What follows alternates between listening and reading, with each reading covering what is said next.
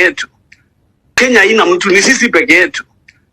Na ndio mimi nasema wakati umefika kudili na huyu mtu sahi. Tukiruhusu apitie hapa, by 2027 they will have reorganized themselves, destroyed the constitutional order, amended constitution, increased terms of office. Itakuwa tunadili na mtu mwingine hata tuelewi.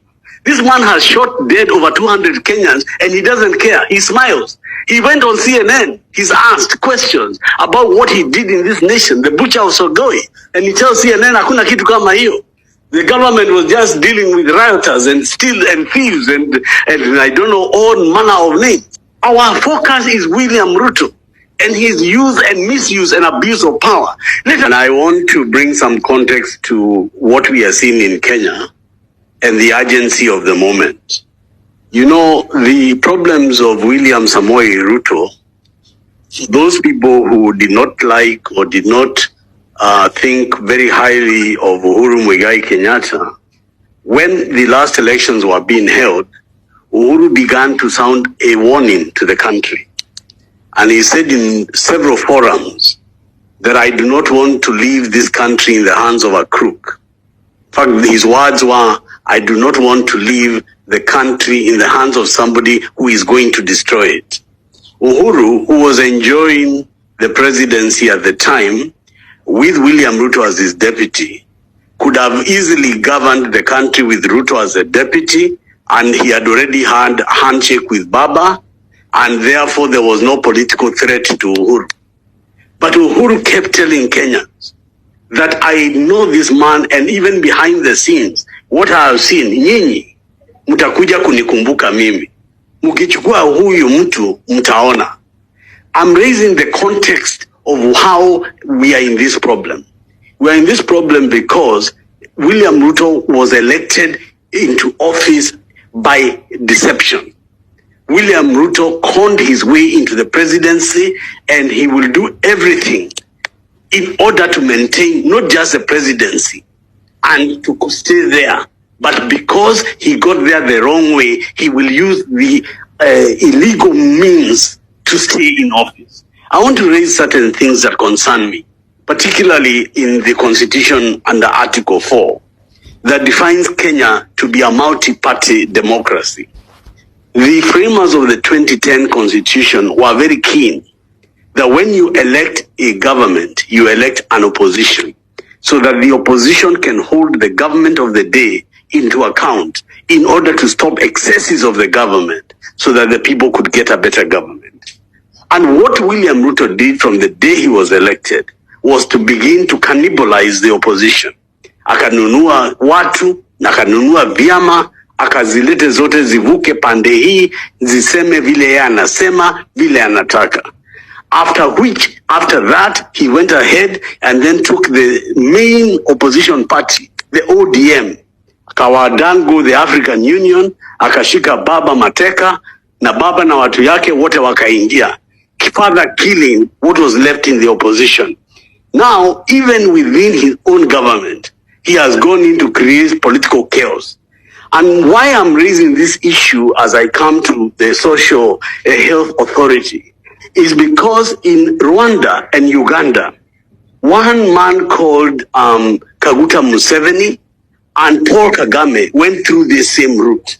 First of all, to come in through an election, but from day one to continue to manipulate the people through fear, through terror, to change the constitutions and remain presidents in perpetuity.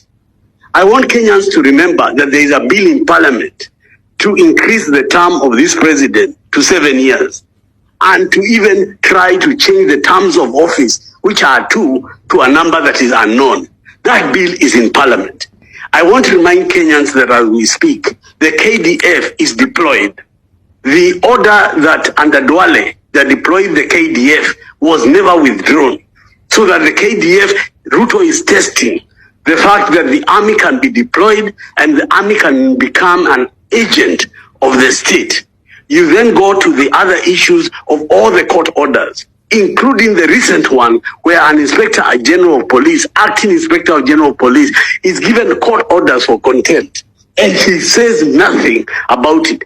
And they continue to disobey the order until such a point where this man was being convicted by a judge in the full glare of the public, because Ruto is beginning to act and govern as a dictator.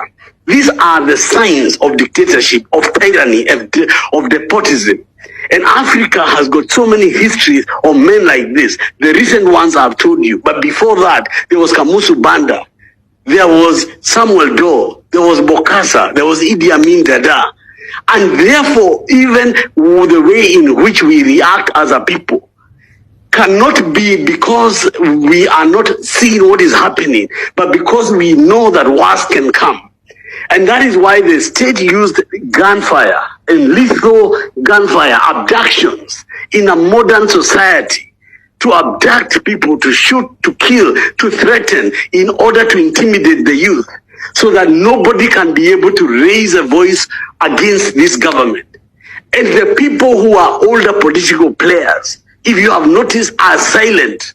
When you challenge the GENZ and the younger people to act, where are their older people? Where are the other people who are supposed to be running political parties? What are they doing to join with the GENZs and others to create an effective opposition? Now, the moment this does not exist, that it's left to Archbishop Olesepit, who spoke last week and said that these are all distractions so that we forget Andani and we forget Saf. That right now William Ruto believes he's a king and he's an emperor. He has reduced Raila Odinga to an escort. He's the one who receives Ruto abroad and pulls his chair and opens his door. The great Raila Amolo Odinga has been reduced to Ruto to open his doors. And this country is looking right now after the housing levy that was put and housing project. Where is it? Money is being looted right center. Nobody can remember housing. He moves from there, he goes to the next one. Fertilizer. They go ahead, they eat, they loot, it goes. They move from there, now again they are targeting health. And as Jocelyn was saying, people are being transferred without their will, whatever, it's going ahead. As we are doing that, Andani comes. Andani is not just in the airport, he's in Kentraco, he's targeting so many other places in this country, the energy sector, the transport sector, and all this is being done by Ruto in less than 2 years. And here you are hearing the deputy president being told he has bought things of 2 billion. If Gachagua has bought things of 2 billion. Kenya hii. Hivi alijuaje ise? Jamaa. We do not own any copyright on the video. So thanks Tony Gachoka for your content from TikTok. So guys, like and subscribe, comment, share as well. Waambie asante kwa kutufikisha 2K. Thanks jamaa kutufikisha 2K. All in all, boom. Peace guys. Like and subscribe. Waambieni Mbogi watufikisha hadi hata milioni. Waje. Kuna data ya wageni. Yeah. Tukifika 10K tutaanza kufanya giveaways guys. So jamaa, wasipojua wengine aisee makosa ni yenu. Peace. Yangu hajaonekana. Imekata bendera Kenya. True Kenyan. Iko. Aise.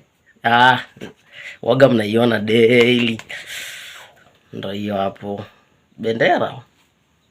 Guys. Peace.